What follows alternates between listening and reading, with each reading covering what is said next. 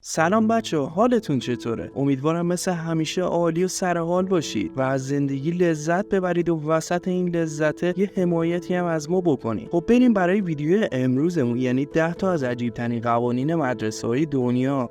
تمام اجتماعات بشری بنابر نوع، گستردگی، کارایی، فرهنگ و سنت‌ها مجموعه قوانینی را برای اداره بهتر امور مربوطه وضع می‌کنند. اقوام مختلف با آداب و رسوم متنوعی که دارند، تبصره‌هایی را تحت عنوان قوانین عرفی صادر و اجرا می‌کنند که برای مردم سرزمین‌های دیگر خشن، مضحک، عجیب و یا غیر قابل توجیه به نظر می‌رسد. بندهای قانونی گاهن از سابقه‌های خاص برخوردار میباشند و ممکن است یک رخداد منفی ممنوعیت یک فعالیت را در پی داشته باشد. حالا بیایید با هم به مدارس سراسر جهان سر بزنیم و 10 تا از عجیب‌ترین قوانین مدرسه دنیا رو بشناسیم.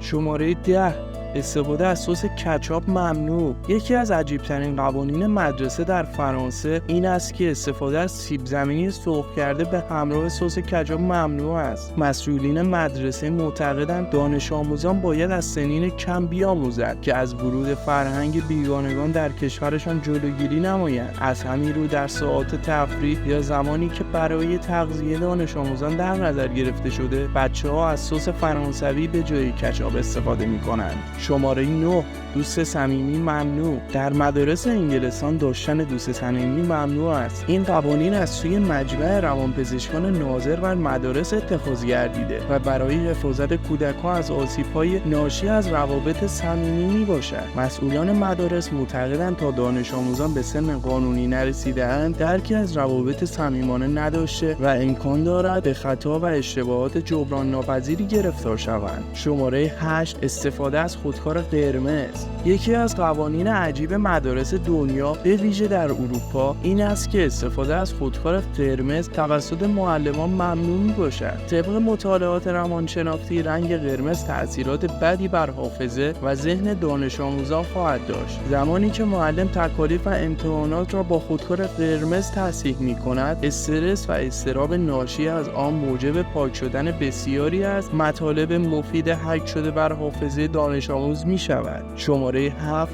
تنبیه دانش آموزان با نخود منجمد. در مدارس چین قوانین سختگیرانه‌ای برای افراد مختلف در نظر گرفته شده. یکی از این عجیب‌ترین قوانین مدارس دنیا تنبیه دانش آموزان خاطی با نخودهای منجمد است. فردی که اشتباهی مرتکب می‌گردد باید به مدت 2 ساعت با زانو روی نخودهای منجمد بایستد. شماره 6: دست بلند کردن جایز نیست. در کشورهای انگلستان، ژاپن، ایتالیا و رومانی دانش آموزان برای پاسخ دادن به سوالات دست خود را بلند نمی‌کنند و معلمین هم نباید جواب دادن را امری اختیاری قلمداد نمایند. طبق یکی دیگر از عجیب‌ترین قوانین مدارس جهان، معلم موظف است از تمام دانش آموزان پرسش کند تا تعداد خاصی در فعالیت‌ها شرکت نکرده و همه در کلاس فعال باشند. شماره 5: چرت ظهرگاهی الزامی است. در مدارس چین علاوه بر تنبیه‌های سختگیرانه، قوانین جذابی همچون چرت ظهرگاهی در مدرسه نیز وجود دارد. طبق مطالعات پزشکان، یک خواب 30 دقیقه‌ای می‌تواند تا 70% قابلیت ذهن دانش آموزان را بالا ببرد و بازدهی بهتری نسبت به تدریس داشته باشند. محصلین در چین از ساعت 8 صبح تا 4 بعد از ظهر در مدرسه حضور دارند و این زمان طولانی قطعاً به استراحتی کوتاه نیازمند خواهد بود. شماره 4: محدودیت اجازه برای دستشویی رفتن. یکی دیگر از قوانین عجیب مدارس دنیا در مدارس شیکاگو صورت میگیرد، جایی که دانش آموزان برای یک نیم سال تحصیلی مجازاً فقط 3 مرتبه جهت استفاده از سرویس بهداشتی از کلاس خارج شوند. محصلین باید تمام فعالیت‌های خارج از برنامه تدریس و تحصیل را در زمان زنگ تفریح انجام داده و موقع حضور در کلاس فقط به آموزش و رسیدگی به تکالیف تمرکز داشته باشند. خب تا اینجای ویدیو به نظرتون کدوم یکی از این قوانین ظالمانه‌تر و عذاب‌آورتره؟ به نظر من که خیلی بدتر از این سر ما بچهای 10 60 و 70 اومده و اذیت شدیم. لایک و کامنت و سابسکرایب فراموش نشه، بزن که بریم. شماره 3: استفاده از کرم‌های ضد تعریق در مدارس.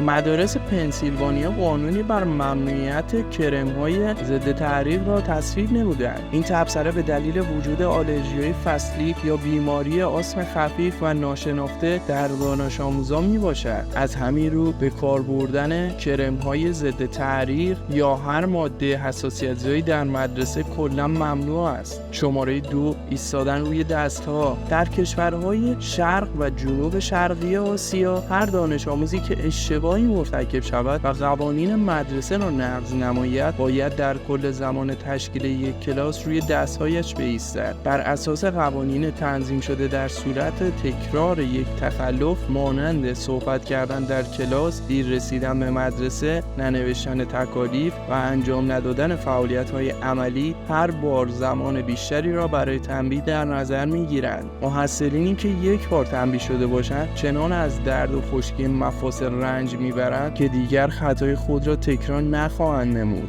شماره 1 به زبان آوردن کلمات ثروت، طلاق، تولد و غیره ممنوع. در مدارس نیویورک قانونی مبنی بر منع استفاده از کلماتی همچون ثروت، طلاق، تولد، بیماری، شغل پدر و 50 کلمه دیگر وضع گردیده. مسئولان مدرسه معتقد جامعه امروزی پر از حوادث و اتفاقات تلخ می باشد و استفاده از این لغات ممکن است خاطره ناگوار و آزاردهنده را برای دانش آموزان تداعی کند. ضمن اینکه سطح و توان مالی کودکان با هم متفاوت بوده و واژه ثروت یا شغل پدر موجب حس برتری جویی در کودکان خواهد شد. خب امیدوارم از این ویدیو لذت برده باشید و تو کامنت ها بهمون بگید که قوانین عجیب مدرسه های ایران چیه و اگه تا الان ویدیو رو لایک نکردی یه لایک ریزم بزن که خستگی کاوشگرا در بره. زنده باد جوان ایرانی.